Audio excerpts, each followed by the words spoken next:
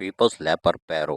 جی ہاں، Peoples lab پر پیرو ضلع کورنگی کے صدر عدنان حبیب صدیقی اور دیگر یونین کے رہنما تھے۔ پیپلز لیب پر پیرو کے ان کے زیر اہتمام میں شہید رانی محترمہ بے نظیر بھٹو کی سال ثواب کے لیے قرآن خوانی کا انعقاد کیا گیا۔ قرآن خوانی میں چاروں ٹاؤن کے صدر، جنرل سیکرٹری، انفارمیشن سیکرٹریز سمیت ورکروں کی بھرپور تعداد نے بھی شرکت کی۔ شہید رانی محترمہ بے نظیر بھٹو پاکستان بلکہ امت مسلمہ کی پہلی اور نڈر خاتون تھیں۔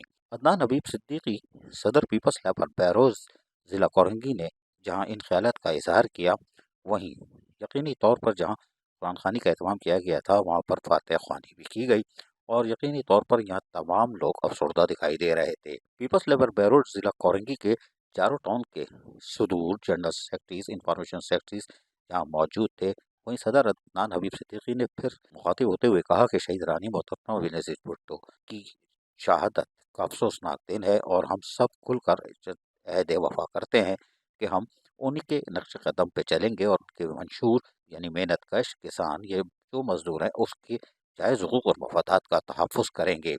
بے نظیر بھٹو پاکستان بلکہ پوری امت مسلمہ کی پہلی خاتون وزیر اعظم ہونے کے ساتھ ساتھ ایک بہادر اور نڈر وزیر اعظم تھی۔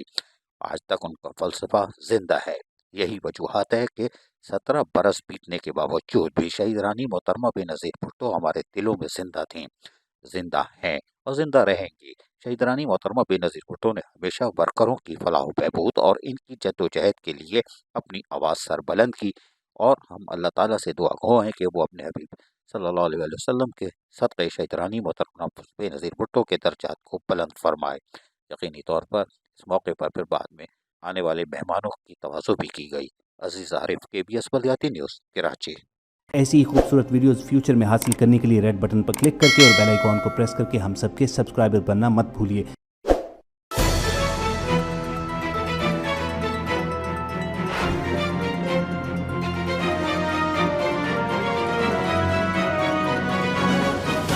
KBS بلدیاتی نیوز۔